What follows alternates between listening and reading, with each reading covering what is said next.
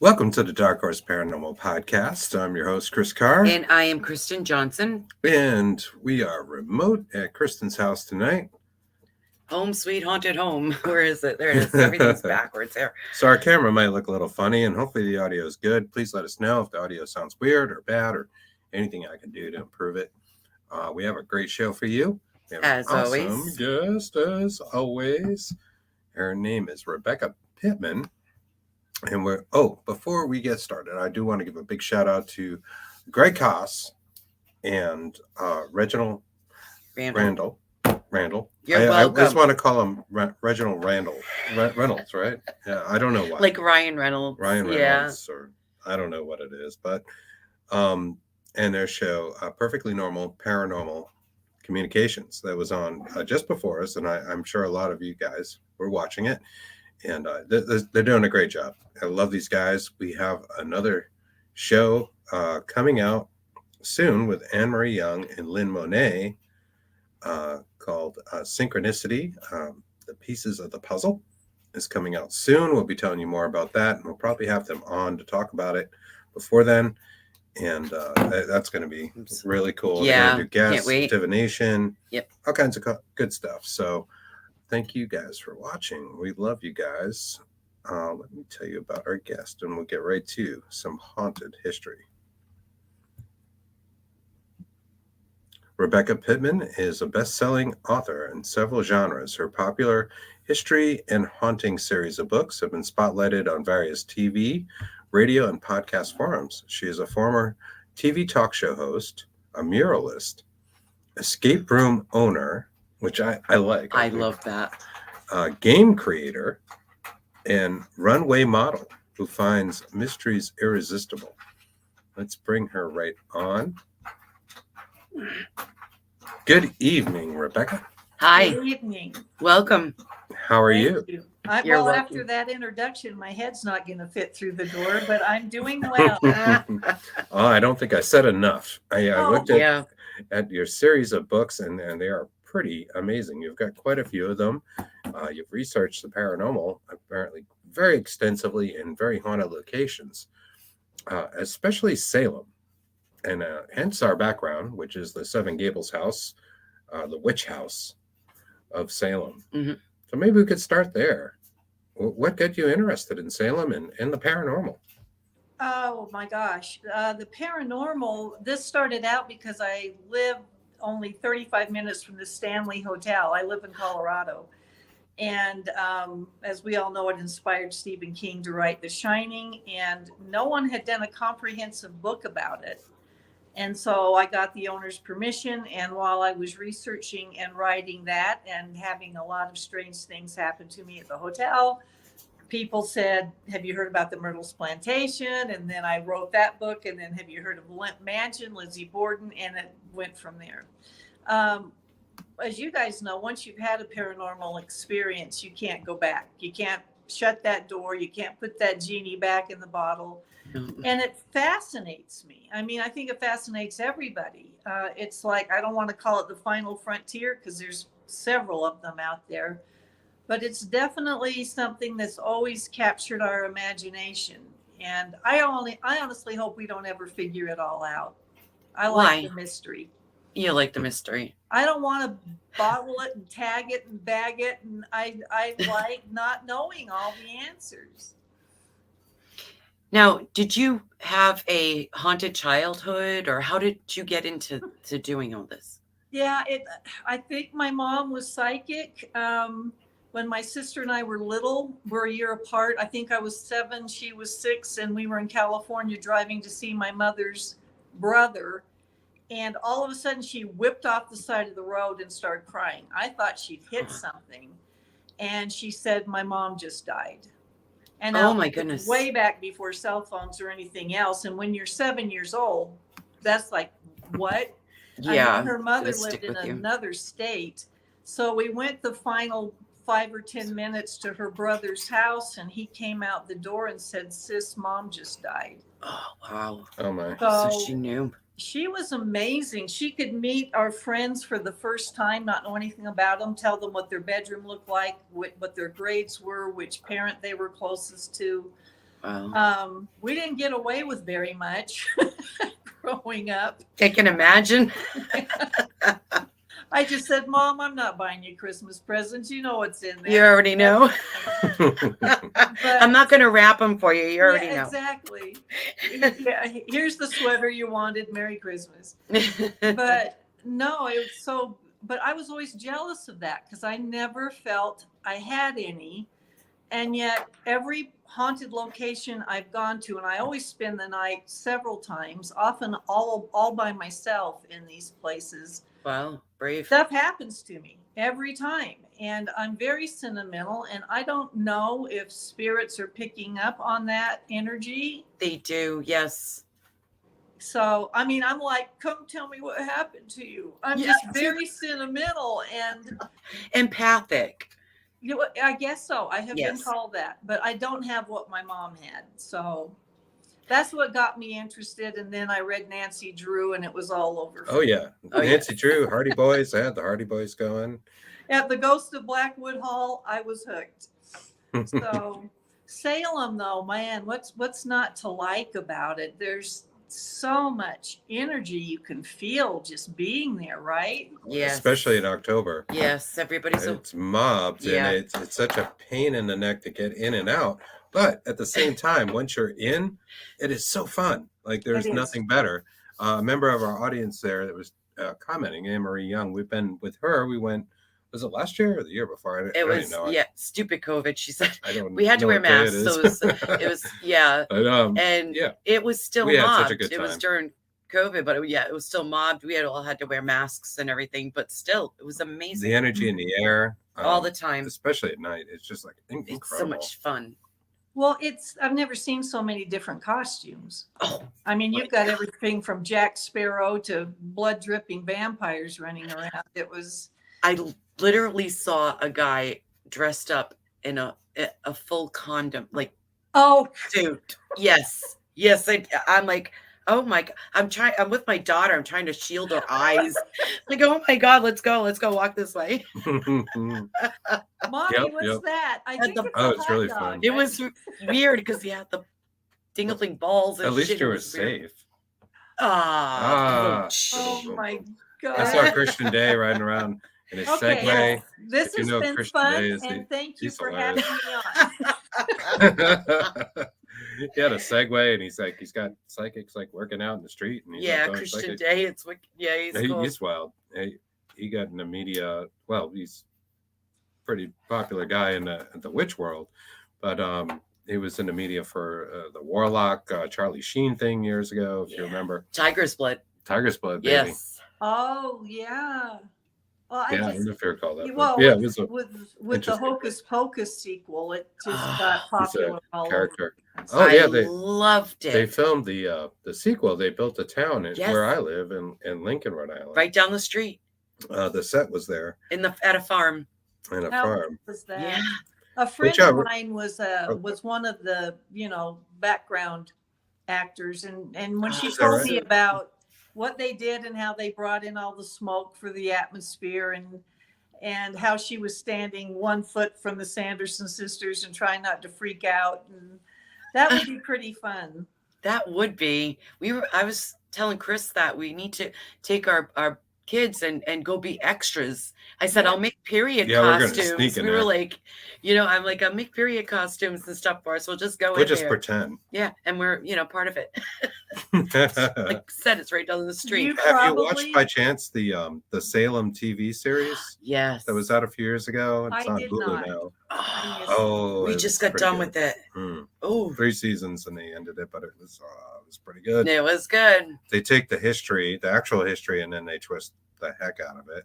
But they use the names, and they use some little tidbits, and mixed it into a pretty suspenseful series. Yeah.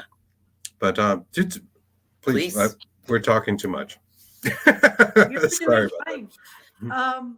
No, Salem, I think, is always, I don't know what the word is. I think a lot of us wonder, could that happen again in the right set of circumstances?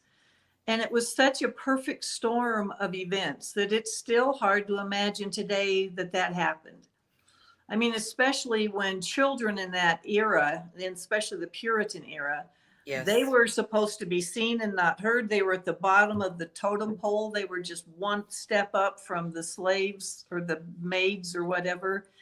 And yet those are the ones that started it, that these adults listened to, and ended up hanging 19 people and crushing Giles Corey to death. Arresting And him. 5 Yeah, died yeah. in jail. It's amazing.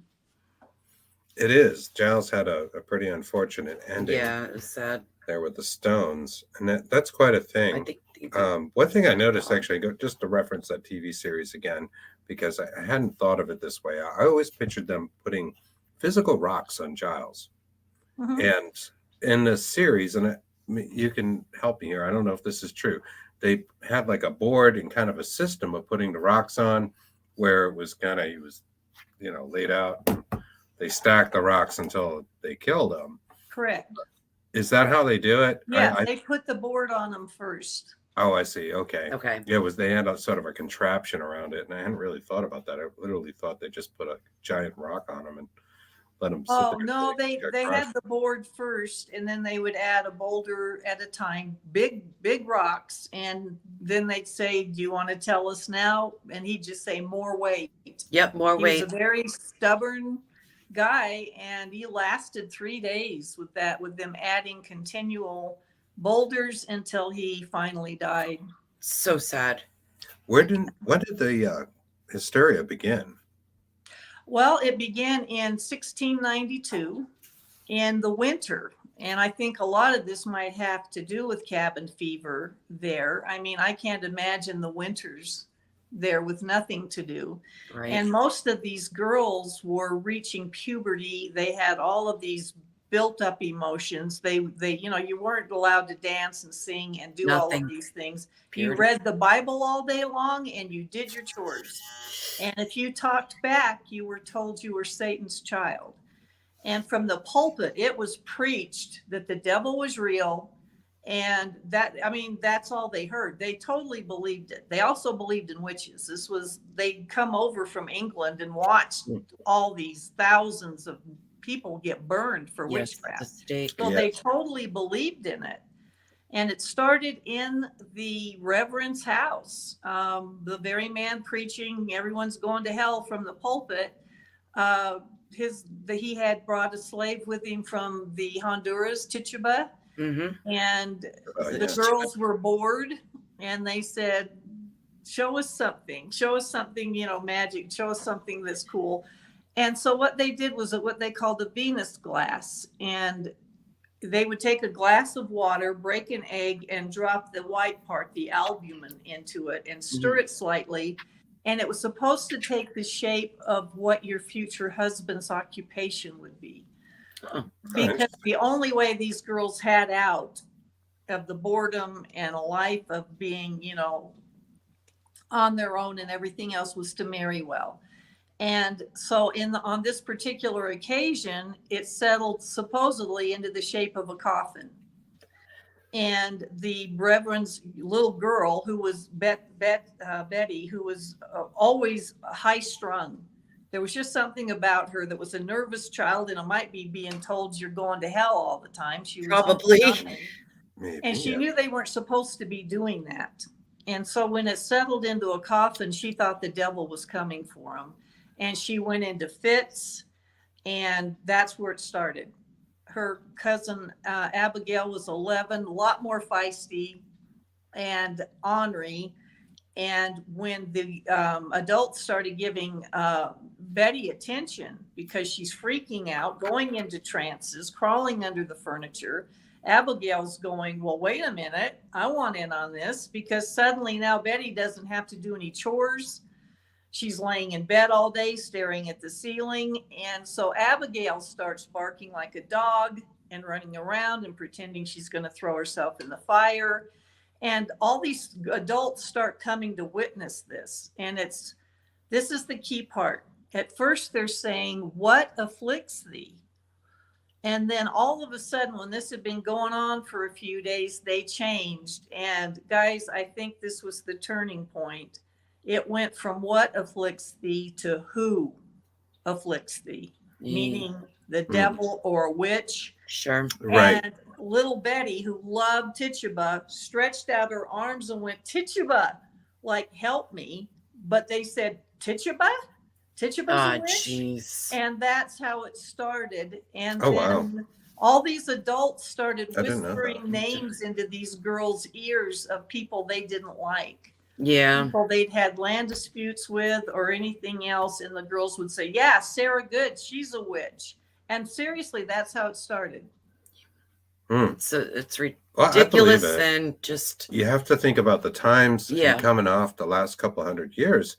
They had been burning witches at the stake, which they didn't do in Salem. they They hung them all, here. They hung them. except for Right. for Giles that we mentioned that Right, got pressed to Preston. death. But there was that attitude and religious authority that was so important to people. They're basically the government at that time and had been. Well, So that's the thing. It was so much a conspiracy perfect there. storm. There were still Indian raids going on, and several of these girls had watched their families butchered. One watched her little brother be chopped to pieces, Oh, and they were left terrible. as orphans and came to Salem Village and literally were turned into maids or whatever for some of these other families. They had nowhere else to go. So they've already got images of these Indian raids. You're being told the devil's coming to get you. And then the charter hadn't come over from England yet. So there was no law in Salem to go by. And these judges that sat in on these witch trials, they weren't lawyers. Harvard wasn't turning out lawyers at that time. They were only turning out clergy and medical. And there weren't lawyers. And so it was a mess. They had no governing guidelines to have a trial. It couldn't have been worse circumstances. It just all came together. Our friend Anne Marie Young just said molded wheat, and I have read that as well in several books. It had something to do with it when the mold, they ate the wheat, the bread and everything they made out of the wheat, and that it was like a hallucinogenic almost. Right. Now, that true? was one of the theories, was that it starts with an E, Ingrid, something. I forgot the name of the wheat. I've heard that theory. I don't buy that. I think it was just the perfect storm of these girls suddenly getting power they'd never had before, and adults listening to them, and then adults taking advantage of it and getting rid of their enemies. Yeah, Jack Kilowatt says right, ergot is the origin of Thank you, Jack. of LSD. And maybe that was part of it. I mean, who knows? It's hard to say. It could be. It could have been influential. They might have been tripping a little bit. I don't know. But I certainly had a lot of religious and governmental reasons and fear. It's always fear. It's like when there's a plague and, it would be, 200 years later in New England, we'd have a vampire panic. It was really tuberculosis. People get weird in, these kind of times. And it was, I'm sure, hard living. And then 100 years after that, we had the satanic panic. So, right. Yeah. Yeah. And then people were burning records in the 80s out in the streets because, they were heavy metal or whatever. People are strange, especially in like times of plague and those sort of things, or war. And they had what going on all around them as well at that point. Exactly. There was the Iroquois, the Wampanoag, there's who else? The Pequot. Yeah, there were Native American wars, and there were a lot of things going on. There were, and the Puritans, and I hate to say this, they had a strange way of instilling fear into the community. The stockades, you could walk down, these little girls could be walking to school and see an adult with his head through one hole and his arm we're back. through the other, and he's out. I think we lost you for a sec. Sorry. Adulterers were stripped naked and paraded through the street and whipped. I mean, fornicators. Didn't feel like charity to me. It didn't feel like warm fuzzies. It felt like all of it was fear-based. Most definitely. Yeah, definitely. It's always fears. Whatever, you have these kind of panics. Hey, Dre. She wrote a paper. They wrote a paper on that in school. Purest time, yeah. Puritans were rough. Yeah, They were rough to the Quakers as well. We've done a lot of Oh. research on Quakers. They were treated like witches, very much in the same category. And they would arrest them on the boats, and they would torture them in certain ways. Coming into Boston, cut their ears off. Oh, God. There is a reference in that series we talked about earlier, where it's a witch baby that they find. It's a stillborn baby with horns and this kind of thing. Oh. And Governor Winthrop, actually, of that time and that of the Salem witch trials, who was governor of the Mass Bay colonies, had actually dug up a baby to get a Quaker out of the state, and they went to Rhode Island. Oh my gosh. And it was stillborn and it was deformed, and it was, I don't know, like 3 months later. They exhumed. They published a quote from him that's just horrifying. I don't have it in front of me, but oh my God, people were just, they were a little bananas. They said it back was then. a thornback baby. It was the devil. They had claws and horns and all this Yeah. stuff. And now they know that Mary the Dyer. baby, yes, Mary Dyer, had, disease that we recognize today. And, Right. there was nothing unusual about it, but they banished her, as a witch. She's a witch. She's a witch. Horrible stuff. Well, you've Drake. also got the ley lines, and I know you guys are familiar with that, but they run right down Essex Street in Salem. And so you could have the added strange energy coming from underground, where these ley lines were. All of it, they call it Judges Row, where some of the judges' houses were, like Corin and everything. And I firmly believe in ley lines and their energy. It's not a coincidence the Great Pyramid of Giza is built on where two ley lines cross. That Stonehenge is on a ley line. And so wherever those are, and especially if they intersect, there's a lot of energy going on. Yeah, if I'm not mistaken, they actually, between Stonehenge and the Giza, that you can draw a straight line, and Exactly. there are just an array of active areas between them. Well, this is off topic, but can I share something with you very quickly? Absolutely. Absolutely. Crop circles fascinate me. So, Us too. well, I told you I'm from Colorado and we're a hotbed for UFOs. I'm still wanting to see one. I put a sign out front and they still haven't landed yet. That's awesome. So anyway, what I found was next to Stonehenge, 98% of the crop circles happening right there in that vicinity of England were right in that one area across kind of from Stonehenge, and a few were up on other fields, but I thought, why are they all right there? Right. And it turned out they were right below that was chalk fields that acted as aquifers. So these beds of chalk were absorbing water. When you added that with the ley line, it increased this energy coming out of the ground.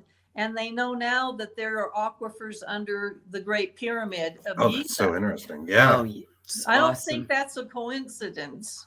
No, not at all. We actually just saw a documentary about how there's aquifers underneath. Isn't it Colorado? There's a bunch of. Was it Colorado? Yeah, it was Colorado. I remember what it was, there's but a couple of states, that they were Oklahoma and coming through, and it was about UFOs. Yes. And the UAP sightings, and they were coming through the yes underwater reservoir, which they and coming out. Yes. Well, like somebody had dug a well in a desert, right? Wasn't that the deal? Is that Mel's Hole? No, it was another one. It's not Mel's Hole. Mel's Hole. Oh yeah, he was instructed to by. That was something else. We need to know this stuff. Yeah, sorry. Before we start talking about it. Yeah, exactly. Well, right here in Colorado Springs is where Tesla built his lab. And yes. He built it on top of aquifers. And when you look at the map that he looked at in the mid 1800s, he picked out the location where there were aquifers, also the elevation. And Colorado Springs had more lightning lightning strikes and electrical storms than anywhere else in the nation. Wow. But I'd love to go to where his lab was and just look out at Pikes Peak, which he would have looked at, and watch the lightning storms. But I love that stuff. Oh, we do too. Tesla's totally. really So great. interesting. Such an interesting person and brilliant for his time, especially. And manipulated and robbed blind. But Totally. Yes, totally. robbed blind. Yes. Yes. Well, We'd I'll all share have free something electricity. with you about Salem that is really, really neat. John Proctor, that, was the impetus for Arthur Miller's The Crucible, although it wasn't really, he used the Salem witch trials as a metaphor for what was going on in Hollywood in the McCarthyism period. But anyway, so John Proctor's a very big name in the Salem witch trials. He was hung. They did bring his wife up for the trials as well, but she was pregnant, and they felt that you could not hang a brand new baby that was innocent, and it saved her life. By the time she gave birth, the witch trials had wound down and they let her go. But John Proctor, I think, is probably one of the most recognized names from the witch trial hangings. So anyway, a friend of mine bought his house. Come on. I beg your pardon? That really? I said, come on. Oh, that's awesome. Yeah. So it's in Peabody, which is 10 minutes outside Salem, but that was Salem Village where all of this went down. So she said I could spend the night. And I'd seen a couple of ghost reality shows that she'd let in, and I'd seen how haunted it is. She told me some of the experiences they'd had there. So she and her friend from California had already been there a few days when I showed up. And they said, we're going to give you the best bedroom. It's got the best bed. It's got the biggest bed. And there were 3 big bedrooms upstairs. The fireplaces in this place were huge. And the rooms were huge. I said, guys, you don't have to get, no, we want you to have that one. So in the middle of the night, all of a sudden I wake up to this scraping sound, and I couldn't figure out what it was. And I'm looking around trying to get my eyes adjusted, and the old brass lamp on this antique dressing table suddenly turns on by itself. Really? Oh. And as I'm watching it, it is moving across the dresser, making this scraping sound. Oh. And I'm laying there going, okie dokie. So, I finally got up, put it back where it was, turned the light off, and got back in bed. And about 5 minutes later, it did it again. Light turned on, and it's moving along. And so I went and unplugged it. It didn't turn on anymore, but it still moved across the table. So the next morning, I'm telling them about it, and they went, yeah, that's why we gave you the most haunted room. I'm going, thank you. Thanks, guys. Thanks so much. So much for we're giving you the biggest bed. You're right. Right. In there. That's great. Oh, But that was a thrill to be able to stay there. I stayed several nights, and it's just, oh my gosh, the atmosphere in there, and the piano plays by itself and things like that. But what a treat. I mean, that was a rare gift to get to stay there. Absolutely. that is wonderful. Would Now, love to do you've that. also looked into Lizzie Borden Mhm. and her houses, right? They're in Fall River quite a bit. Yes, in fact, I was lucky enough to get to spend 6 nights in her Maplecroft mansion because it wasn't open to the public. It was so, and now they've sold it to a family. Mm-hmm. So that was a rare chance. I got to spend the night there, and I've spent the night in the murder house in Lizzie's bedroom while I was researching the book. I wanted to get a feel for what it felt like to lay there in her bed. It is very haunted. I interviewed the tour guides. They had wonderful stories that all jibed. And you got the sense that these things really were happening to them. Voices at the top of the stairs where Abby's body was found. Sometimes it was a man and a woman talking. Sometimes it was 2 women talking. One of the tour guides would get there early and go up to make the beds up because it's a bed and breakfast. And she was going up the stairs and they're wooden. And this is all original. This is still the house. And right behind her, she could hear these heavy footsteps coming up behind her. And she looked around. There's nobody there. And she went 2 more steps. And right by her ear, she heard this big sigh. And she said, I took it that it was Abby telling me she wasn't pleased with my housekeeping. Oh my goodness. Abby was constantly keeping that house pristine and dusting. And she says, I think Abby thought I could have done a better job. So Yeah. Oh, Wow. she might be right. That's cool. Yeah. A lot of people think that she might have been the one that did it. Nobody really knows, but yeah. What do you think? Yeah. Oh, you really want to ask me that? Yes. Oh, yeah. I believe with all my heart she did it. I found 5 new pieces of evidence while I was researching the book. It took me 5 years to do the book. I read over 5,000 pages of trial transcripts, police reports, coroner's reports, witness statements, and I found some new stuff. There were 3 hatchets involved. There were 3 dresses involved in the murder. There were 3 murder plots. I've heard a little of that. Yeah. And I also found the identity of the man that was standing on the front porch to see Andrew 3 days before the murder that they tried to find, and they never found him, and I found him. So I was really, really tickled with that. But yes, Now, I believe with all my heart she did it. Meaning Lizzie. Yes. Yeah. I kind of think she did too. I agree with you. How do you think? There was an uncle or there something was, in the Kimberly Horn. in all Our of friends. that. Yeah. He didn't look real good. He couldn't remember his journey to work that day of the murders and that sort of thing. John Morse was a trip. He lied so many times, including under oath. He was a unique guy. Do you think he was trying to cover up for Lizzie that he knew? No, I think he was scared out of his mind because he was the first one everyone thought did it. The murders were on a Thursday, and when he tried to sneak out on Friday, and you've got a mob of 1,000 people out in front of the house, they tried to lynch him because they thought he did it.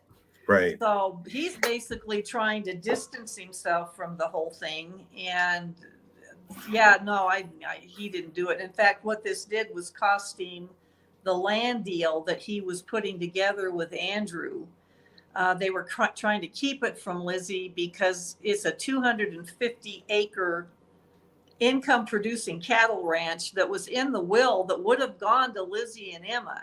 Was that the one in Swansea, Massachusetts? Yes. I live right down the street from there. Oh, from the house. Yes, I'm here. We're in Swansea now. Yeah. We're in Swansea. Yeah. A lot of people. I've asked that question. Knocking on the door later. Yeah, great. But I've asked people that question about that who know about Lizzie Borden, and they don't know about, believe it or not, that he had the land down the street from here in Swansea. Part of it, I think, is a golf course. They had a farm. I think that they did that now, but still, he did. He lived down the street. Well, that's what's so compelling, and the main reason I think she did it was that she found out, and that he was going to put it in Abby's name.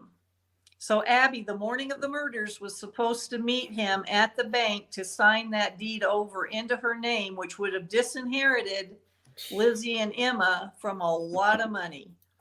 And so Lizzie killed her 30 minutes before she was supposed to be picked up and taken to the bank, Abby. Oh, and boy. I think she was trying to get out of the house before Andrew got home. And because the family had been poisoned 2 nights before with poisoned milk, Bridget, the maid, still wasn't feeling very well. And Lizzie was trying to get her out of the house. I don't think a lot of people know that story either about the poisoning before this all happened. That's why I think there were 3 murder plots. This was August. Okay, so the murders were on Thursday. The Monday before, Abby and Andrew were supposed to start their vacation in Swansea at their farmhouse. They did every month. Everyone knew they were going. when they didn't go, Andrew ran into a guy on the sidewalk. He said, "Thought you guys were going to be over there." Well, they changed their mind because Lizzie bounced back from her vacation to try to thwart this whole deed thing. So they didn't go to the farm. They stayed home, but she didn't know that. She was on her vacation and thought they were going to the farm. And I believe she sneaked back, and the farmhand always left a big container of milk can on the front step, fresh milk every morning. And I think she knew that they were coming. And I think she put poison in that milk can for them to drink Monday morning while they were out at the farmhouse, but they didn't show up. And the farmhands, rather than pour it out, I think they drank it. Because suddenly you've got two farmhands sicker than death, including the head guy, Mr. Eddie. And even the police were rumoring that they thought it was poison that had gone on over at the farmhouse. They went out to talk to Mr. Eddie. And so that didn't work. And so suddenly now it's Tuesday. She's trying to hurry up and get this done. And I think she put poison in that milk can for the dinner meal on Tuesday night. And Andrew had a habit of pouring milk all over big cuts of bread, which would absorb it, which meant it sat in his stomach longer because the bread had absorbed it. So he and Abby are up all night throwing up, and Lizzie's right on the other side of the wall. I've laid there in that bed. You can hear everything coming from Abby. And you can. Those walls are thin. Very thin. Yeah. But they didn't die. So now she's running around on Wednesday trying to buy prussic acid because that'll kill you in 3 seconds. Nobody'd sell it to her. And I think she was finally down to a hatchet, because the hatchet that killed Abby, the very next morning, they found gold gilt in the bone fragments in Abby's skull, meaning it was a brand new hatchet because they used to put a gold gilt lining on the blade. Okay. But the hatchet that killed Andrew was not. It was different. It was old. And I think when she got through killing Abby, she threw it over the fence in the backyard. They did find a brand new hatchet a year later on the roof of the guy's barn behind them. And she was going to get out of there, but Bridget wouldn't go. She said, "No, I don't feel good. I'm going to go lie down." And Andrew came home early looking for Abby, who had not shown up at the bank. And now Lizzie's stuck.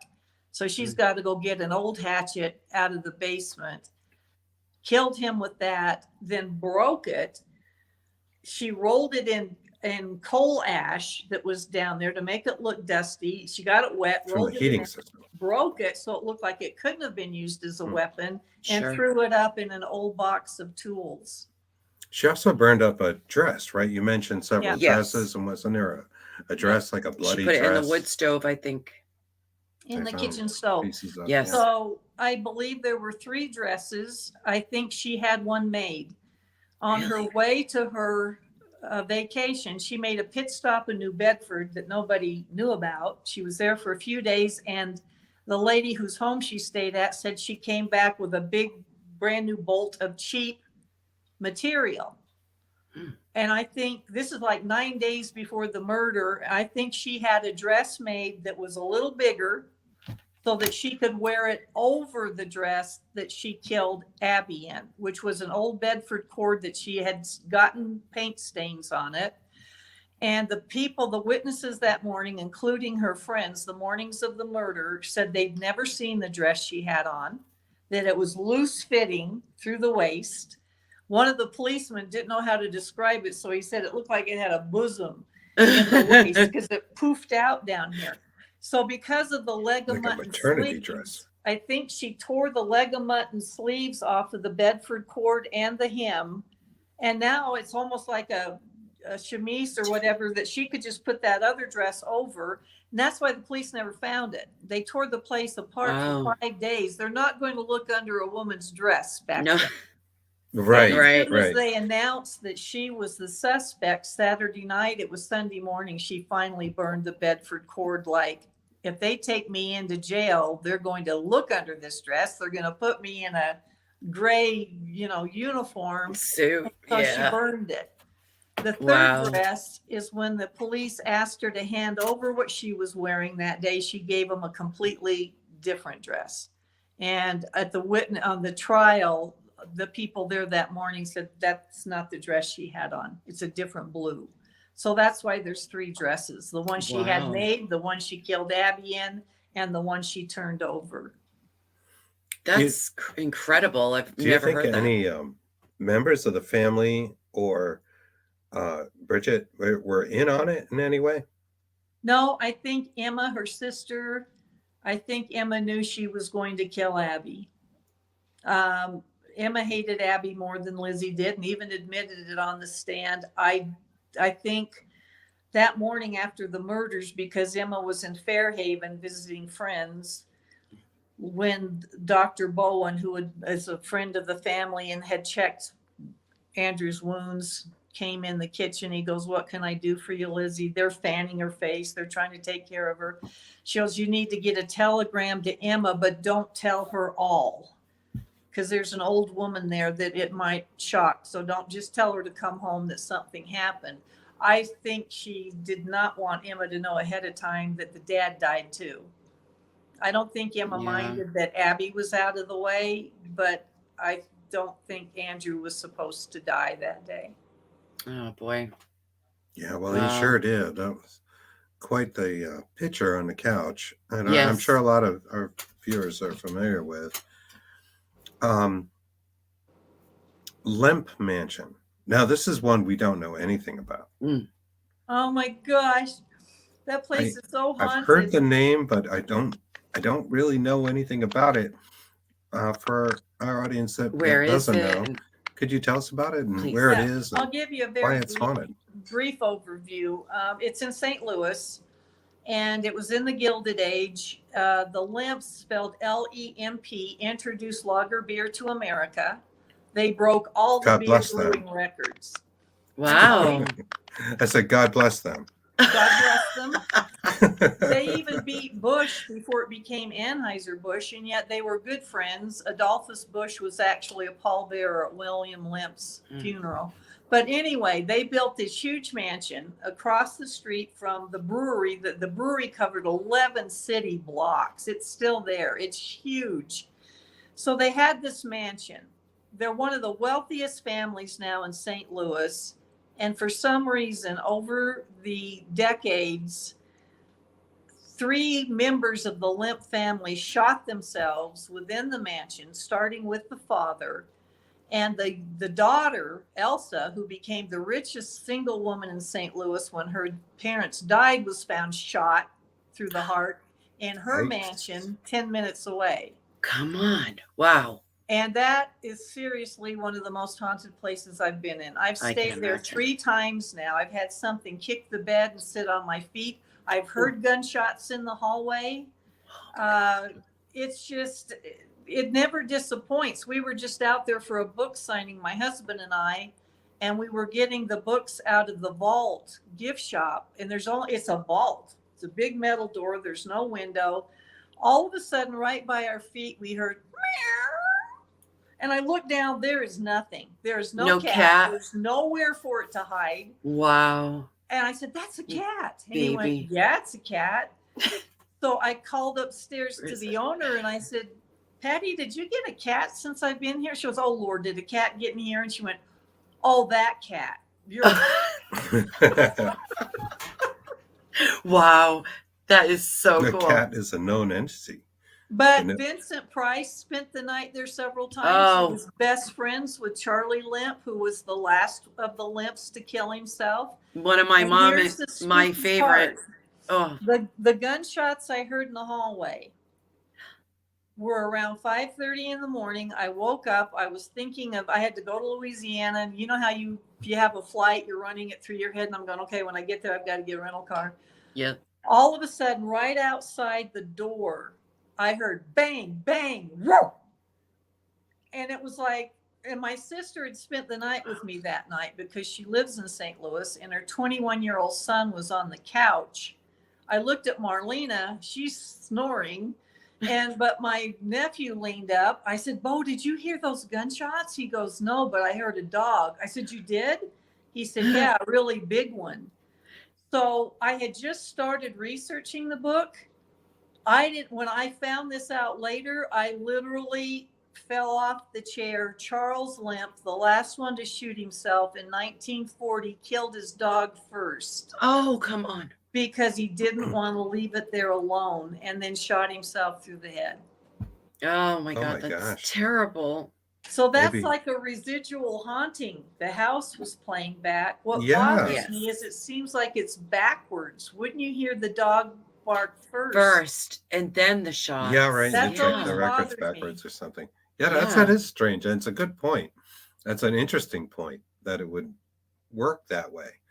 But you can stay there. It looks just like it did in the Gilded Age. It's like you're sleeping in a beer baron's luxurious mansion, and their food is out of this world. But every time I've been there, something's happened. Carol Garcia says Missouri is so haunted. It's built on a lot of cave systems. So that's interesting. Yeah, because that has to do with the lines as well. Now, when you say ley lines, I don't want to take you off track but just for a second. But you're gonna. But I'm gonna. We've seen all kinds of maps and different ley lines. Like, people don't really know where the ley lines are. Like, scientists don't know. They've mapped the world, and they'll show them on a map because they're electromagnetic fields. So I think they're able to get a pretty good idea of where they are. Yeah, we see those maps in like sort of like cloud formations where they say this area is like more geomagnetic than others. Right. And maybe it is just like connecting the dots between one to another, you know.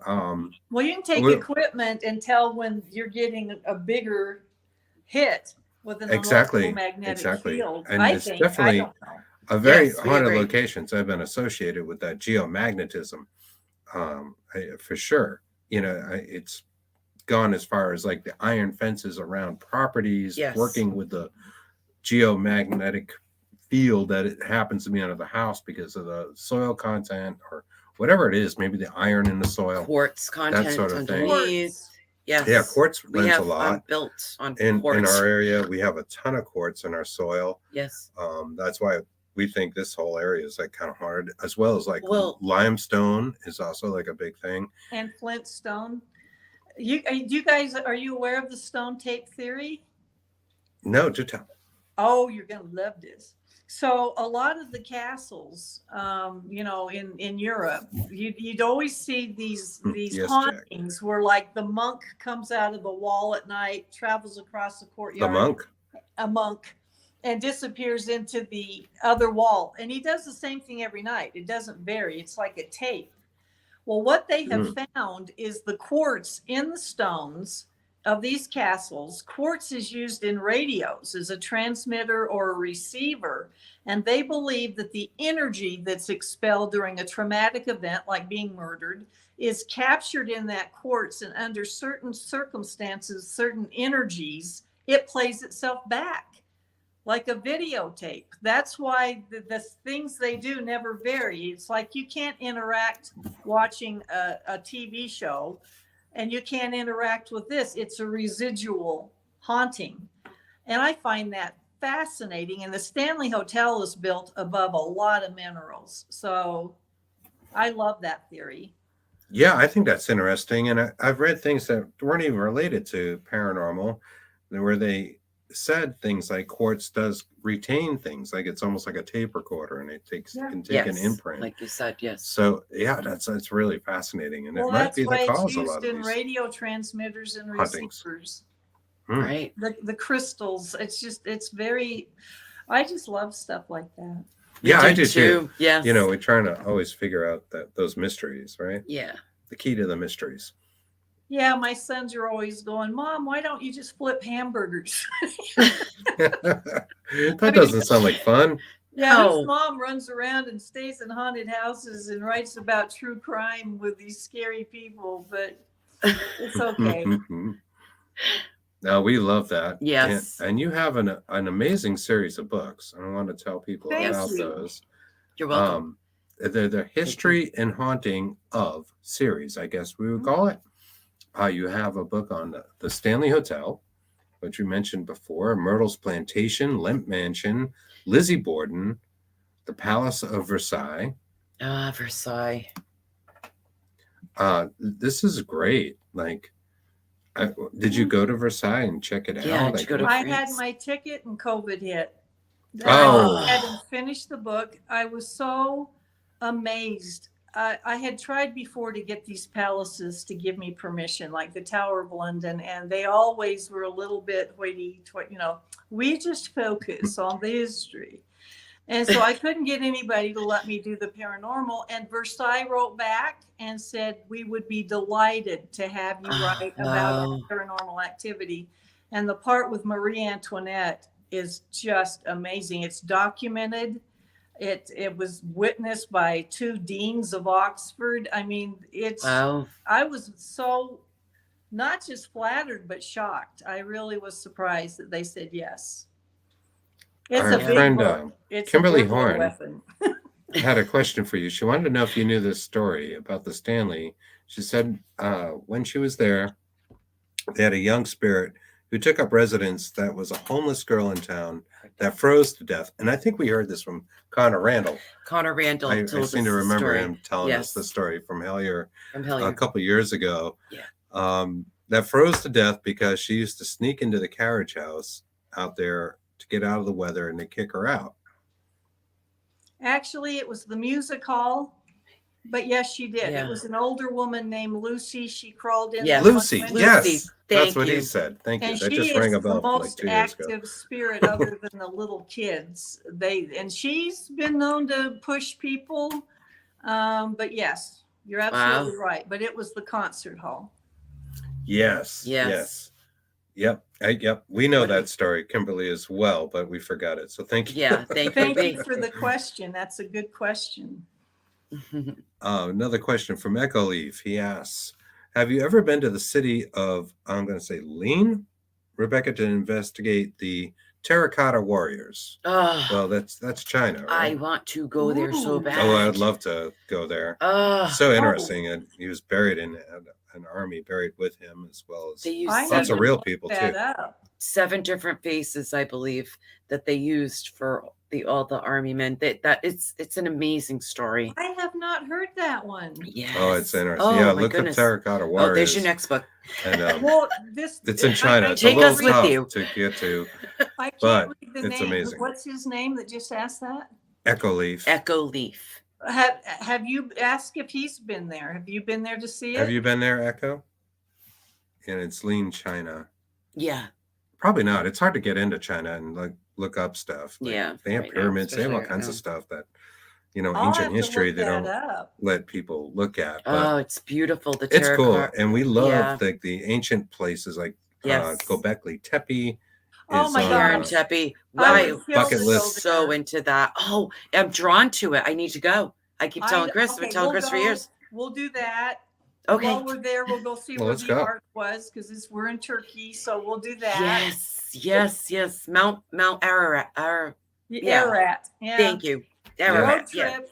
Yeah. Okay. Road trip. Hopefully the food's good.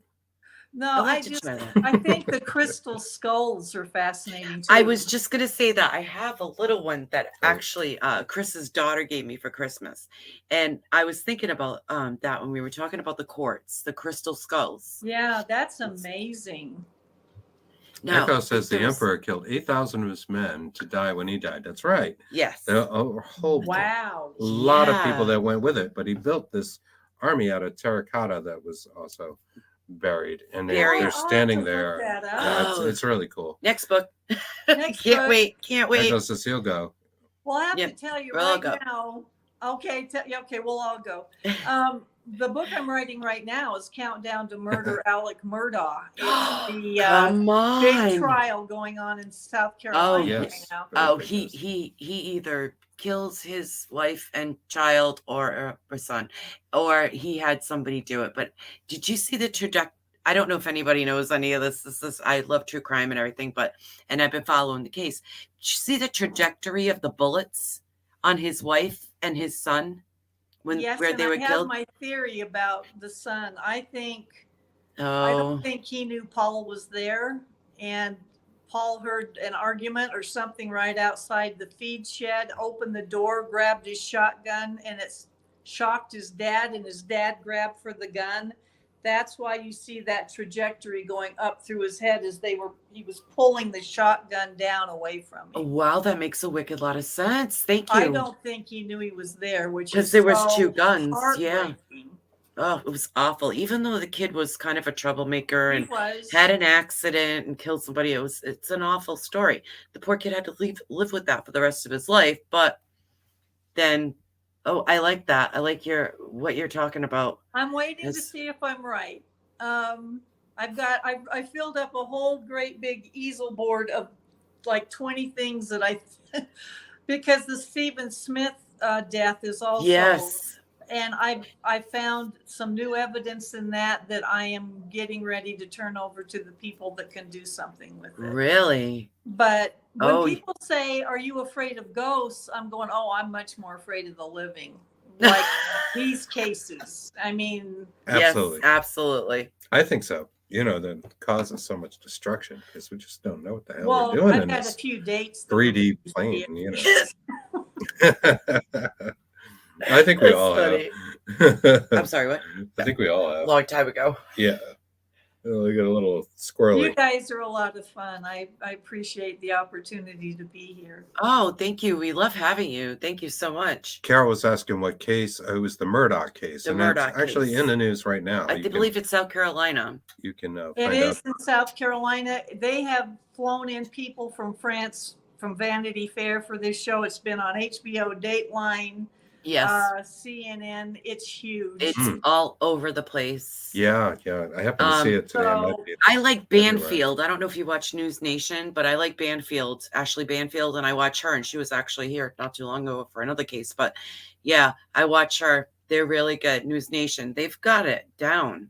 Brian and I was watching a little Chris bit of their recap today. Yeah, they're very good. Yeah, Chris Cuomo actually went there from CNN to News Nation. So yeah, and they're talking about it, and they're really, really good. So well, the book is it's up for pre-order right now on Amazon. It's called Countdown to Murder, Alec Murdaugh. It's supposed to go live the end of April, so I'm writing my little fingers off as we speak. Oh, I bet. But the one before this was Countdown to Murder, Pam Hupp, and she's the serial killer out of St. Louis that Renee Zellweger did a miniseries on last year, The Thing About Pam. And so these people are scary. I'll take the ghosts anytime. Yes, they're right? psychopaths. The ghosts don't usually hurt you. Well, there are exceptions to that rule. There are exceptions. What do you think about something like, the Amityville case, where maybe possession came into play?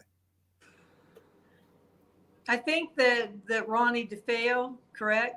Yes. I think he thought he heard voices. I don't know if he was hopped up on drugs. I do think I lean toward the whole thing was a hoax that was written at the kitchen table.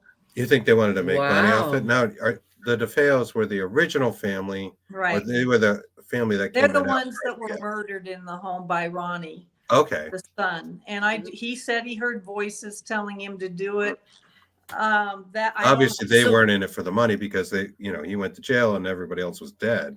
But the family that moved in after, you think they were doing it for the money? I think it was the Lutzes. Yes, the Lutzes. Yeah, Lutz. Thank you. You're welcome. So, you don't think he was schizophrenic?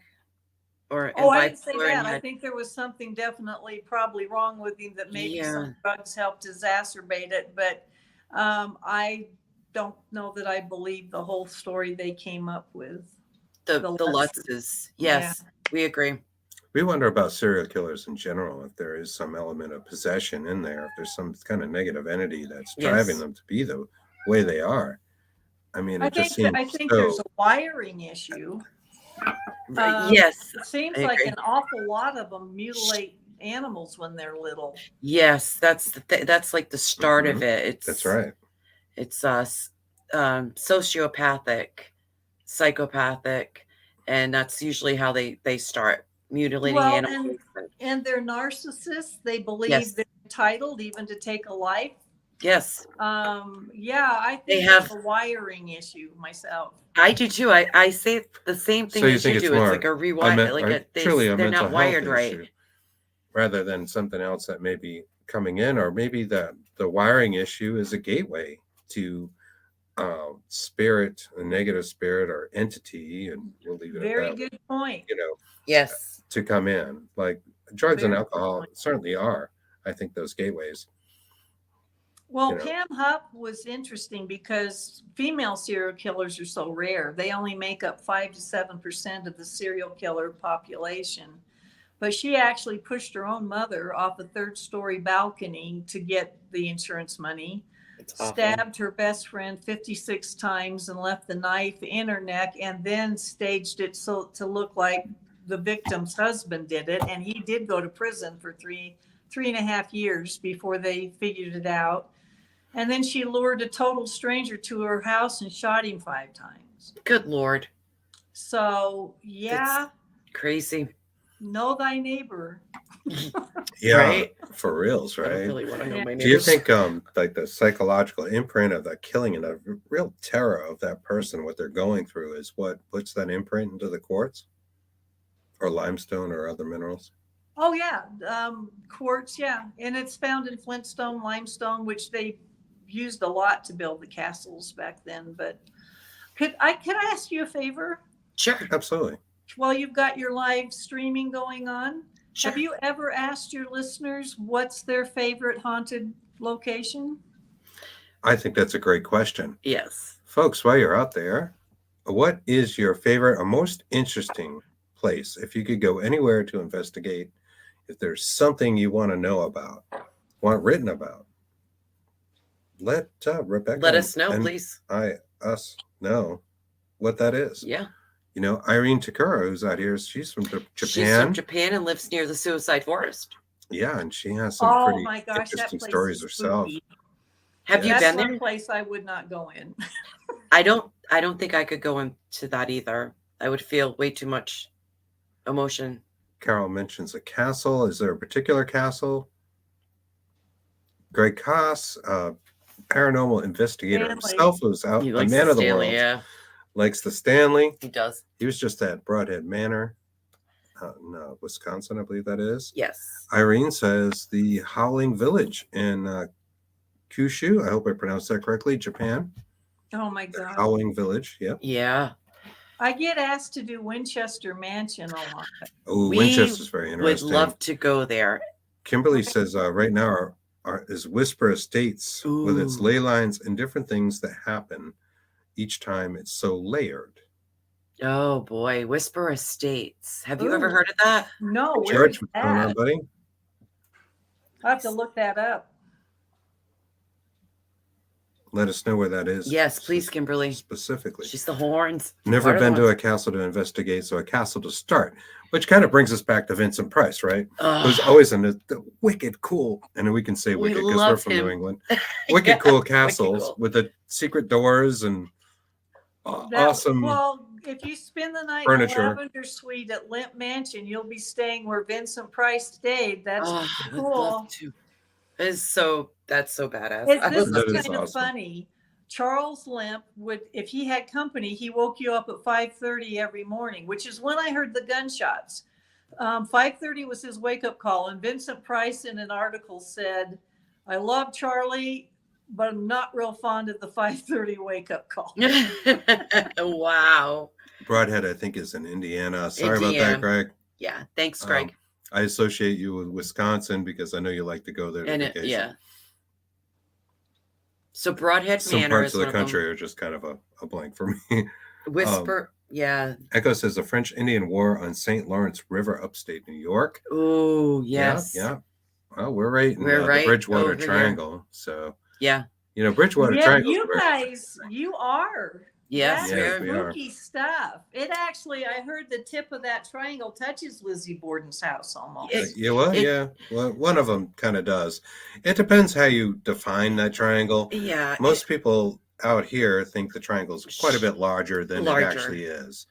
And it would be, because if you say King Philip's War with the natives was the cause of it, which was the bloodiest battle between the white man and the Native Americans. It started right here where I am. In Swansea. On my land right now. Oh my word.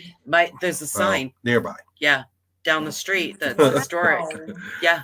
Yeah. Very close. And if you go to Rhode Island, for instance, we have the things like the Conjuring House. Yeah. Yes. There are all, which most people know that, right? Of course, in the movies, but Rhode Island is full of places that are haunted Where AF. Chris lives, it's ridiculous. I call it the paranormal highway. Yeah, it's all kind of bananas. There and weird is a things happen lot out there. There's a lot of portal areas where you I see just things like wanna UFOs and hauntings and that kind I of go stuff. for cliff walk or to go Oh, Newport. Yes. Cliff Walk is gorgeous. But there is a lot of funky stuff out there. There What is. is Mothman? Oh. That's Tennessee. But it is Wisconsin. Ohio. Okay. I'm sorry. Isn't it? I must have missed something in the comments. What was it? Breadhead is in Wisconsin. So I had that right. Okay. Okay. Oh, I it's need to the look- Whispers. It's Whispers are is in Indiana. Indiana. Thank you, Greg. Sorry about that. You guys are great at this. Bucket Thank list. you. You've come up with some fun things I can go look up. Yeah, well, Definitely the Terracotta Army is amazing. Yeah, totally interesting. And, we research stuff that's usually out of the paranormal scope as well. And just Ooh. like it, it can be all sorts of things, whether it's ufology, demonology, We think it's under the occults umbrella. in general is very interesting. You have a big umbrella. Yes, the paranormal is a big umbrella. Big umbrella. Kimberly asked about the Skinwalker Ranch. Yes. Now, that's a good one. If you That, can get that in was there, an that's a interesting good one. show. I liked the first 3 episodes the best, and then wasn't as good, I thought. But are Well, they the ever show, going but to find the what's place on itself. Oak Island? I mean, ever? Oh, I mean, Ever? the history, right, goes back to I gotcha. indigenous people and sort of like skinwalkers, which is this sort of cannibalistic creature, It's a witch, basically. that eats people. And You- certainly indigenous people have a lot of sort of cryptids, right, in their history Right. and such, the Wendigo and among many others, But really. Skinwalker translates Skinwalker, into Kind of, but then there was some money witch. changing hands, which Like is a a very beverage. interesting thing. As far as we paid Bob Bigelow yes, quite a bit of money to investigate yes. UFOs and things of that nature when he owned it, and he sold it since, and then that series began. Well, thank you. I can't read I can't read the name, but thank you for the idea. What does that say? Purgatory Chasm. Oh, who said that? Oh, and Jack Kilowatt said, I Mm-mm. saw the murderer drag her to the back of the house. I asked the girl what she saw. She saw me digitize into another man, then blur, and then everything went black. good Well, Lord. I might have missed a comment, but that sounds like the piece of a truly frightening experience. Wow. Carol says going to the Stanley Hotel in New York. All right, different Stanley. Oh, okay. Jack goes on to say, the next thing I know, my dog is digging at the door trying to get out. Oh, yeah. Hairy situation. Was that a pun, Jack? Jack is good with the puns. Jack is good with puns. Jack Kilowit, you're a haunted bag of squirrels too, bud. Oh, we love you. That's what Chris calls me. That's my pet name for Me, Kristen. haunted bag of squirrels. Sounds like you have some faithful followers. Oh, we do. We have a lot of amazing wonderful out people. here. Here's our friend Laurie. Hi, Lori. That's so awesome. Um, There's so many Greg to says- choose from. That's the hard part. There's so many I want to do. yeah, I there can't are a lot of imagine. haunted places. I want mean, to do Valley of the Kings.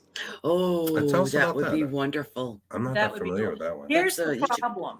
I'm Oh, the Valley of the 6'2". Kings in Egypt. Okay, I thought maybe it was something stateside. What is? I'm sorry. Oh, I'm 6'2". So going into those tombs could be a little daunting. Right? You're gonna come out with like cage cramp or something, you I'm gonna have know. a crew cut. Something. Well, I noticed in your bio you were a runway model at one point. Yeah.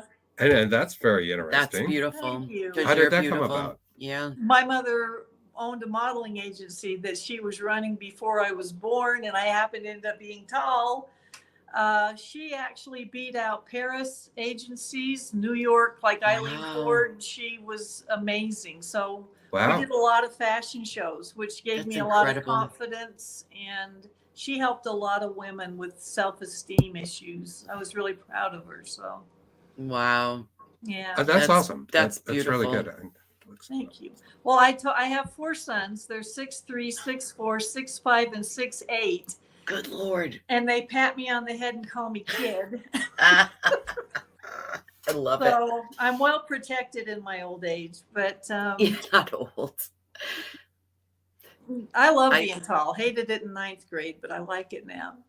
Oh, well, that's great. And I understand you're an escape room owner. Oh, this is our we want to know. Yes, please. I created Oracle Escape Rooms in Colorado, and it had 4 themed rooms, and I created all the puzzles. I was really proud of it.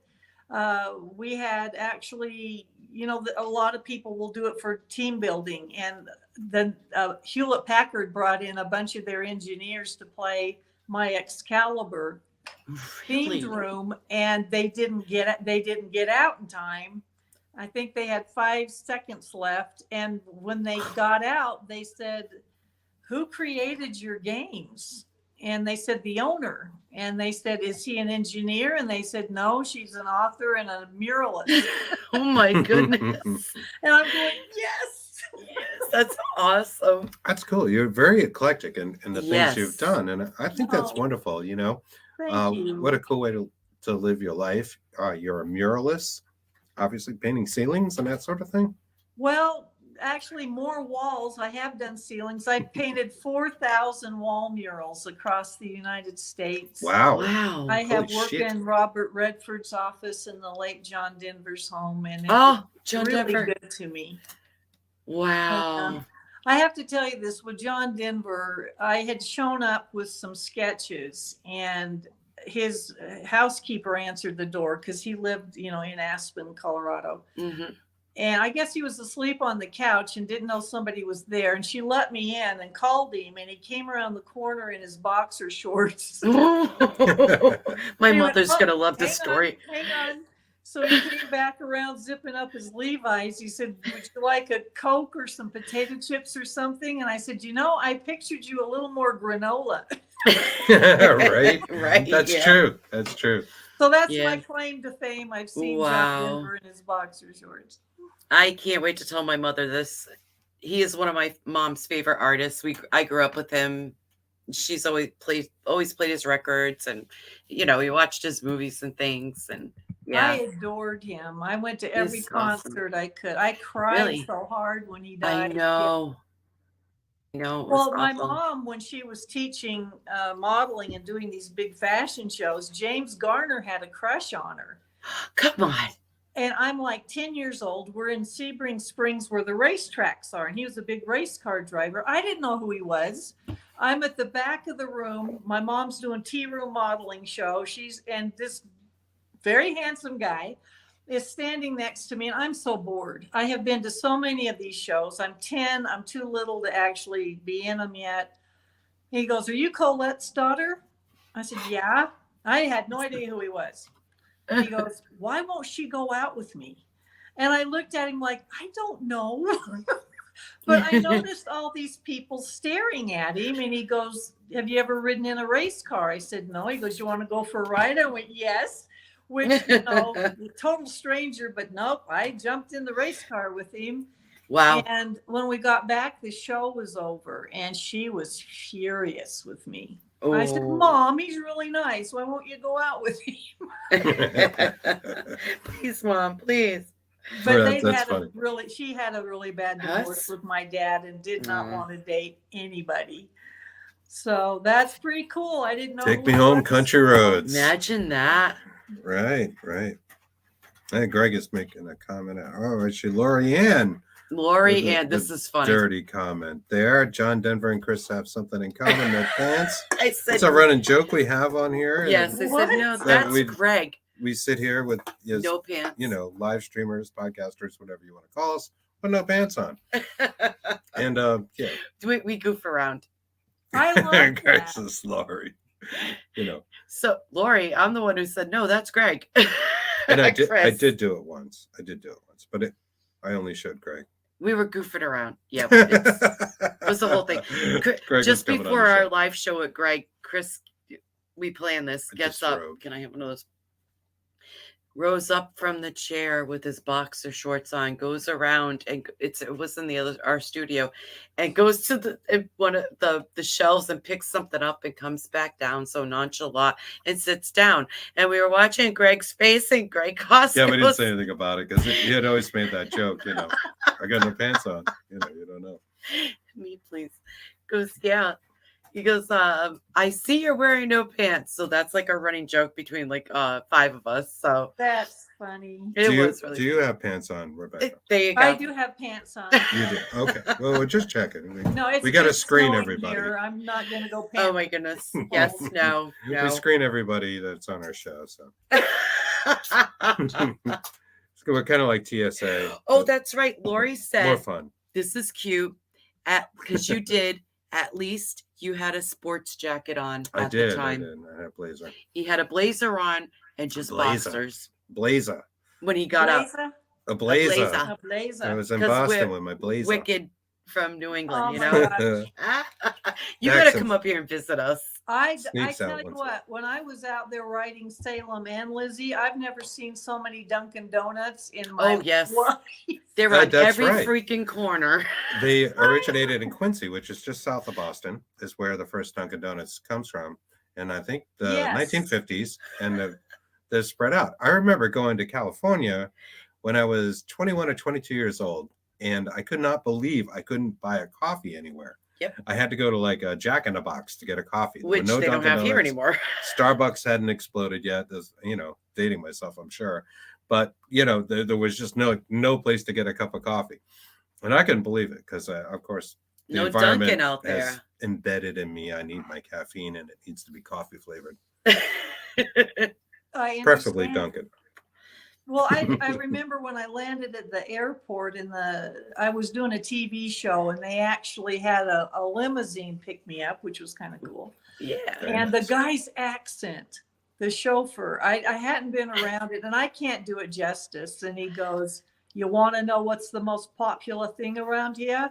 He goes, "Take a guess." It's awesome. I said, "The Boston Tea Party." He goes, "Fenway Park." I said, "That was my 26th guess." But I love their accent. Oh my God. I can't stand it. Chris doesn't have much of one, but I do. And half my family, my mom's from Texas and their family. So when I get into that mode, I have like a Texan, Massachusetts, like mishmash of an accent, and it's really bad. Accents are so funny. If I go in the South, like I can't even believe the way people talk. Yeah, they talk so fast. I can't. And it's almost like a sing-song kind of thing. Like they're almost like singing the way they talk, which is beautiful, and it's really cool. Nice. I love all accents. Yes. Well, I grew up in Florida for 4 years. Where Mom lives.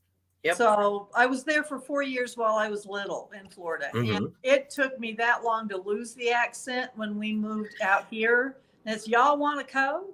So I go to South Carolina to research this Alec Murdaugh trial. I go to Louisiana for the Myrtles, and it comes back so fast. It does. It really does. It is. Even if you stay in one of those areas like long enough for a couple of weeks, you come back and you realize, wow, I picked up some of that. You don't notice it till you get back. You're subtly blending in with everyone, and then you come back, and then it's a little bit of that accent. Yeah, I would go and I would hang out with my grandparents and stuff, and I would come back, and my kids are older and dating myself too, and they would say like, "Mom, what are you saying? What are you doing? Let's listen to you." And I'm like, "What?" It's the thing. It's like, "What?" And it's fun. It really is. Well, I've been calling everybody sugar. Hey, sugar. Hey, Tina. Echo says all the people buried in the concrete at the stadium. Is that why it's haunted? Are you talking about Fenway Park? My friend, I don't know if it's haunted, but the cheap seats are kind of called the Green Monster.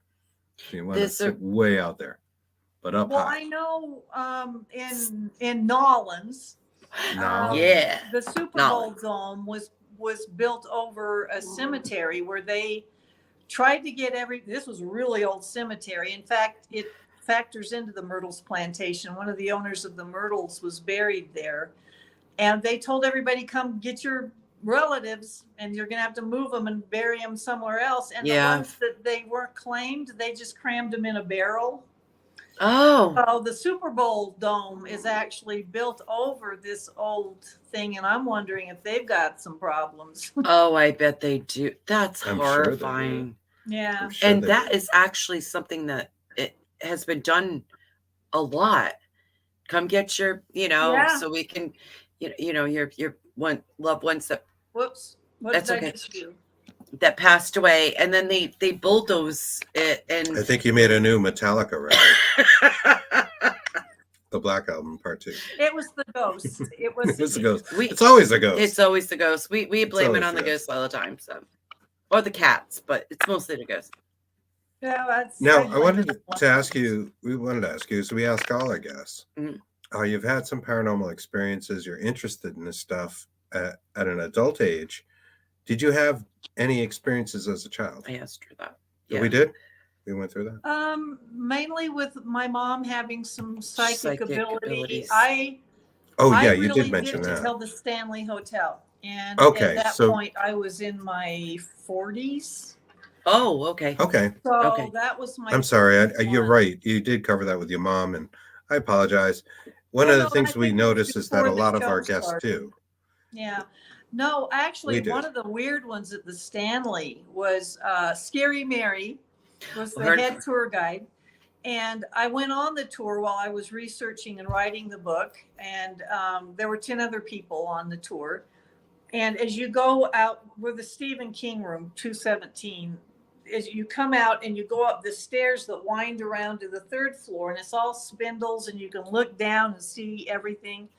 So I let the other people go ahead of me, and I stopped on the landing between the second and third floor to turn around to ask her something. And it was June, and I had on a sleeveless top, and all of a sudden I jumped. It felt like something had burned a branding iron into my shoulder. Ooh. Yikes. And I looked, and my first thought was heat, and then I realized it almost felt more like a freezer burn, which Well, we were Oh, just similar. talking about Come this. on. Wow, And like an there's like- icy hot kind of feeling? yeah, and Yeah. there's a 4-inch square, like an ice cube, burnt into my arm. Well, when I gasped, the other people who were waiting above us at that balcony leaned over and took pictures, and they went, oh.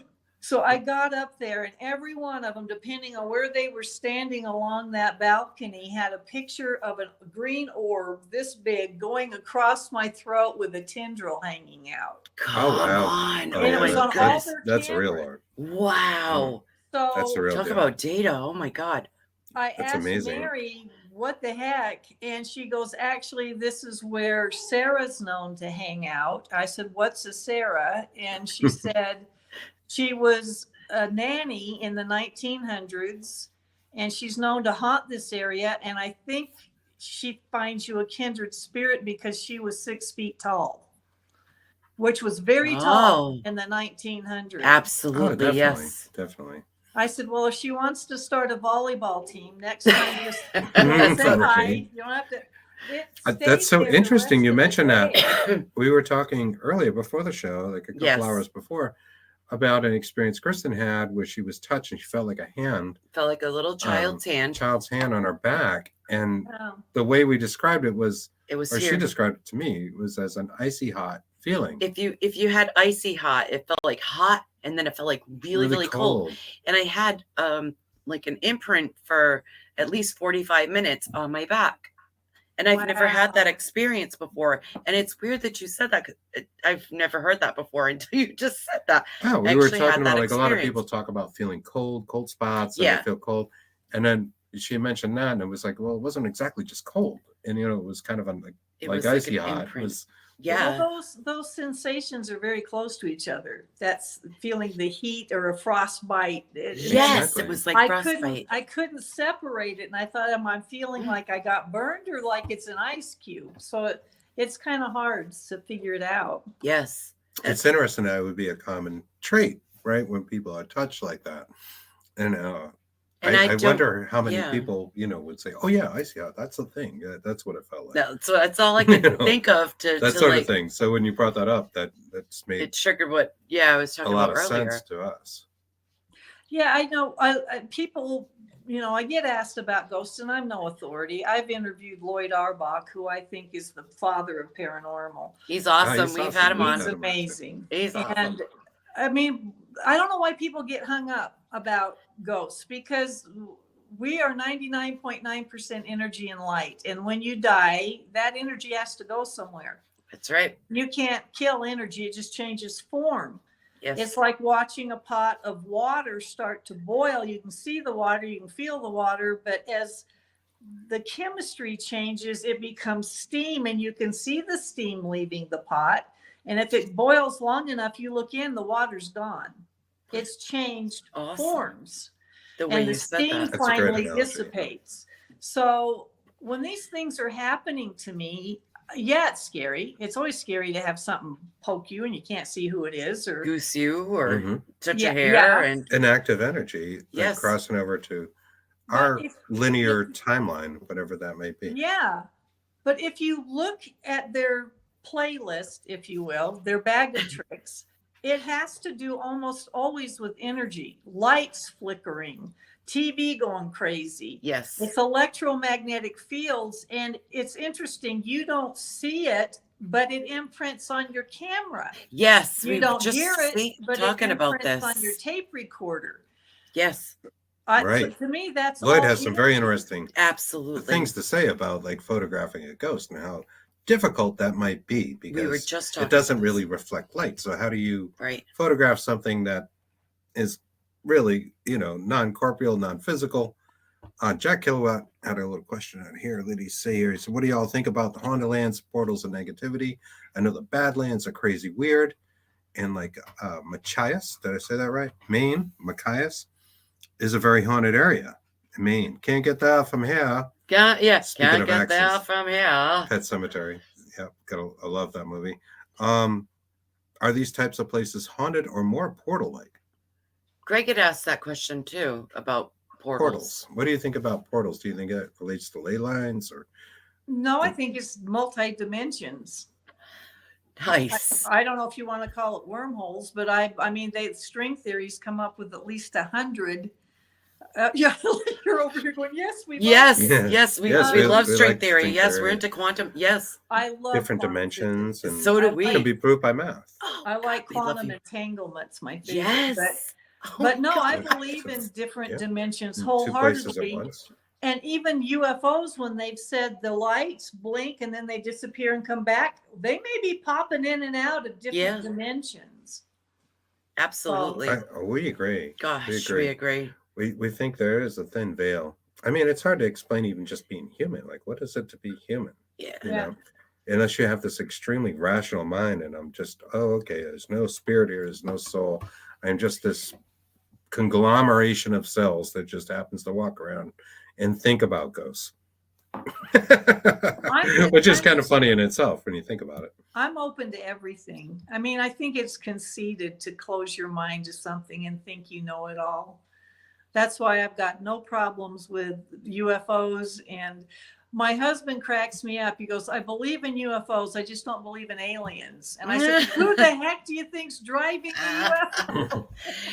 Well, some experiencers say they're driving the UFO. They drive the UFOs. After the aliens brought them in, of course. I love that, though. It's so funny. Drive, you guys are great. Yeah. Go ahead and drive. It's just a remote control out in the universe, buzzing these little UFOs. Who knows? Yeah. It's a scary thought, because if they're doing that kind of stuff, say in hypnagogic points where you're just about to fall asleep, or hypnopopping, you're just waking up and you're in this kind of weird in-between sleep, not sleep, and they're telling you to drive the UFO, aren't they kind of like picking on you in a way? Like, yeah, you can drive. Well, when you like think about communion, you little creature, you know, you can take the big wheel down the driveway.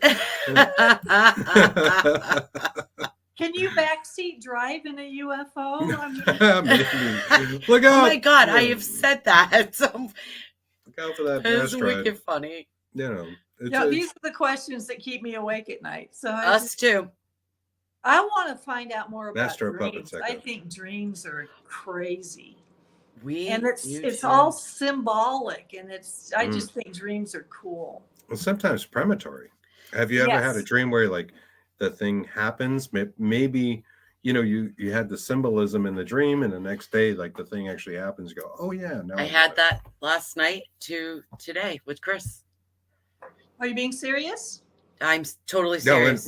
we kid, but we don't kid about that stuff. Yeah, we do. We have Yeah. those kind of things all the time. I've had We're deja really involved vu, in this but stuff. not the dream premonition stuff. It I've was had that. Yeah, we've weird. both had it many We were times. sitting here and we were talking It's like earlier in today, symbols, usually. and he said something about painting fairies, and I was like, oh my god, I just had a dream about that. I was painting fairies. That's And I don't paint. So it was just weird about the dream and how he said that. And I was like, it was synchronicity. We definitely believe in synchronicities. So synchronicity that is so awesome. An awesome I love thing. Synchronicity. It's one of my favorite things. I don't believe in coincidences. No, none of us do. None of our audience do. You know, past, present, future may all be happening simultaneously, on some level, and we're just going to experience it in a linear way. We just want to know the hows and whys, or the wows and highs. That's all. What this existence may be about. I don't know. We're always trying to fit together those puzzle pieces, but it starts with things like Salem. It starts with those witch trials and hundreds of years of persecuting people for no reason at all. You know, some sort of prejudice or, insecurity. Outspoken women were the most persecuted women of the witch burning times, as they call it. Yeah, that was Essex witches, I believe. Yeah, it was all of them. There was the Scottish witches. Isabel Gowden or Gowdy. I forget it. Gowdy. Very fascinating, and we want to do a show on her, who was one of the people. I think she was killed, I believe, in the 1500s. She had amazing revelations in her confessions under torture. Now, of course, a lot of people did at that time, but there were other people that seemed to validate her stories. And another fascinating fact about those burning times, it wasn't always the devil that they were worshiping. If you go back far enough, it becomes the fae and the fairies. The fairies. Yeah. Yeah. And the name changes just like this. As soon as religion gets involved, Catholicism comes in, and they become demons. Yeah. It has a lot to do with cultures. Christianity kind of everything is changed culture, it, but people's perceptions also changed, and what was the fae became the devil, and there were things of stories of them having sex in the woods with the devil, and apparently it was the fae before that. So like, what was going on before that, before people were persecuting them? Very interesting stuff. I don't know where it comes from. Well, we're trying to figure. You can go back in history. I mean, look what they did to Copernicus and anybody that did anything. That was outside of the Galileo. Yeah. Yes. Considered, sacrilege. It was you can't say that goes this way. It goes this way. Sure, you have to. Yeah. Yeah. So it go with the elite. What they think. Well, they wondered if Nostradamus wrote the way he did to hide what he was doing, because they probably would have burned him too. Most definitely. I'm surprised I actually said that. Surprised they didn't. I mean, his couplets, I think that's not what they call them. I'm thinking of Shakespeare. What did they call quad something? Nostradamus's work? Oh, I forgot. I'm sorry. That's all right. But anyway, quad I should know this. Something like that. Yes. Sorry, it's late. No, that's okay. We understand. There's a whole bunch of comments here I haven't got to. And no worries. We love you guys. Sex in the woods. Yes, Laurie. They had sex in the woods. A lot of covens. Orgies in the woods, apparently. Yep. Yes. We were just talking about Crowley earlier. He did that, built a house, and that's what they did. Yeah, Crowley and his house was very interesting. Beware the black robe. Quatrains. I mentioned a couple Quatrains. Yes. Thank you. Thank you. There we go. That's what I was looking up. Thank you. So yeah, I wish I had 5 more lives. There's so many fascinating things out there I'd like to research. It's hard to fit it all in. It is. But we it is fun. understand. You know, to go back, I think I wasted a lot of time as a youth and should have researched more of this stuff. I'm going through that now. I'm bigger body of knowledge. I'm kicking myself in the butt. I want to know. I want to know. But it's only so much time in a day. Your books look amazing. I want our audience to know how to get them. What's the best way to get them? To purchase them. Hey, can they purchase them from you? Do you do you do anything directly? They're all on Amazon. If you want to go on Amazon in the browser, put Rebecca F. Pittman, F is in Frank, my middle initial, and they'll all come up. My website is www.rebeccafpittmanbooks.com. So, excellent. But they're all on Amazon, and I appreciate that. That's very kind of you. It's so wonderful to know that some people like what you do. You know, I can't ask for any more than that. We love what you do. We don't just like it. We love it. Thank you. You're very welcome. Okay, so we're going to Turkey though, right? Oh, I'm telling you, Gobekli I can get that has been calling tickets, me. We're going because I want to go, and she definitely wants to go. That and Teotihuacan, and I don't know why. Wow. Well, I don't believe in, like I said, I bet there's a reason it's speaking to you. There is. And after I had said that to Chris, we did our DNA, and come to find out I was Incan. Really? I had no idea. Yes. And well, Chris knew he was Mayan. He's very South American, but Central American. That's all I got. Central, yeah. Nicaragua, right? Yeah. Yeah, and further north. It was so weird. I've like had this calling and I want to go, and you know, and it's weird. It's like not a past life, but I don't know what it is. But like Karen Tepe and all the Tepes, I'm like, oh my God, I literally need to go there. I want to know why they buried them. Yeah. I wonder about the people before Younger Dryas, and you know, was there civilizations here at Pangea? We wonder. And could there be ghosts of those people out there somewhere? Yes. And what would they have to say? And would they say it in English so we could understand that? That's my first thing I said to Chris. I said, if we brought a spirit box, would they say it in English so we could understand, or in Turkish? That's a good point. That's a very good point. Would we need a translator? We're going. Would they speak in clicks and clacks like an insect? Yeah, because nobody knows. Nobody knows their language. They just have petroglyphs. Maybe that's why we don't have those EVPs. We thought the box was messed up. We're not sure, but this has been a great time. Yes, thank you so much. Keep in touch with us. I have loved this. You guys are a blast. I hope you'll have me back. Absolutely. We would love to have you back. Absolutely. Anytime. Please. We'll dig deeper. Great show. You've written a lot of wonderful books. I love your broad range of topics, so thank you. You're very welcome. Oh, thank you. We love yours as well. Stick around. Very knowledgeable. Oh, my goodness. And thank you to your viewers for all the great suggestions. Our audience is wonderful. They're the best. They really are. Oh, look at those nice comments. Thank you, guys. There's a bunch of them. Yeah, there's a lot. It's just scrolling down. Oh my God. Yeah. Thank you so much. Stick around. We'll be right with you, and we're just going to wrap up the show. Horns. Love you. Love you guys. Well, that's all the time we have. Thank you, guys. We appreciate all your comments. We appreciate you. Without you, there would be no show. Well, I don't know if that's true. We did a show without many people for a long time to get better at this. Not for a long time, but a couple months. Yeah. A couple of months. Yeah. Hey, we're on Roku, so hey, there you go. We're not on Roku. What? We're not on Roku. Yeah, we're on UFO Paranormal. We're not on that. But we have one. We have one show that's on Roku. All right. Well, we're wrapping things up. Thanks, guys. We'll see you Saturday. That show is to be determined. It's very mysterious, and like we are, and our guests too. So. We'll venture then. Anyways, good night. Thank you. Good night, guys. Be safe. Love you guys. Horns. Love you guys too.